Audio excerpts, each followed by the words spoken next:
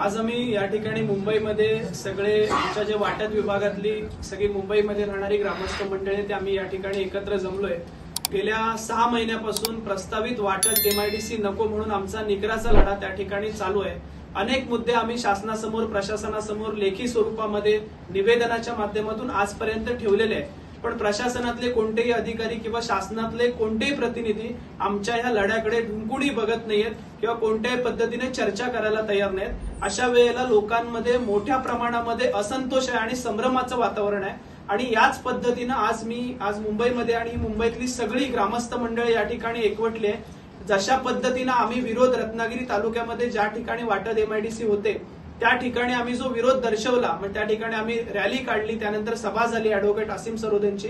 त्याच पद्धतीने येत्या 8 दिवसामध्ये मुंबईमध्ये दादर सारख्या मध्यवर्ती ठिकाणी मोठ्या प्रमाणामध्ये ही एमआयडीसी नको म्हणून निदर्शनं केली जाणार आहे आणि त्याच्यानंतर ओपन रोडवरती या ठिकाणी जाहीर सभा घेतली जाईल। याच दरम्यान आम्ही सन्माननीय उद्धव बाळासाहेब ठाकरे गटाचे पक्षप्रमुख सन्माननीय उद्धवसाहेब ठाकरे यांची देखील भेट घेणार आहोत, सन्माननीय राजसाहेब ठाकरे यांची देखील भेट घेणार आहोत आणि सन्माननीय रोहितजी पवार साहेब यांची देखील भेट घेणार आहोत। त्याच पद्धतीने आम्हाला या ठिकाणी अनेक जे निसर्गप्रेमी आहेत ते देखील या ठिकाणी सपोर्ट करण्यासाठी एकत्रित येणार आहेत। येणाऱ्या काळामध्ये हा लढा मोठ्या प्रमाणामध्ये तीव्र होणार आहे आणि इथल्या मुंबईतल्या सगळ्या ग्रामस्थांनी एकमतानं सांगितलंय की जीव गेला तरी चालेल, पण आपलं अस्तित्व वाचवण्यासाठी, गाव वाचवण्यासाठी जे जे करायला लागेल, वेळप्रसंगी रस्त्यावरती झोपायला लागलं तरी चालेल, पण आम्ही आमची गावं वाचवणार आणि त्यासाठी सगळेजण एकसंघपणे लढणार।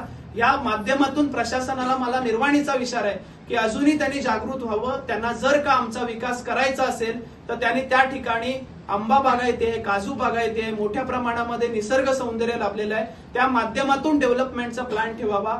केवळ सिमेंट कॉन्क्रीटची जंगल निर्माण करून विकास होईल किंवा आम्हाला पैसे देऊन विकास होईल अशी जर का स्वप्न शासन आणि प्रशासनातले अधिकारी बघत असतील तर निश्चितपणानं ती हाणून पाडण्यासाठी आम्ही सगळेजण एकजुटीनं प्रयत्न करणार आहोत। येत्या काळामध्ये 8 दिवसामध्ये ह्या सगळ्या लोकांचं उग्र रूप या ठिकाणी पाहायला मिळेल आणि त्याच्यानंतर मात्र मुंबईमधले ग्रामस्थ आणि गावातील ग्रामस्थ असे मिळून आम्ही त्या ठिकाणी कलेक्टर ऑफिसच्या बाहेर धरणे आंदोलन करू जोपर्यंत ही एमआयडीसीची अधिसूचना रद्द होत नाही। धन्यवाद।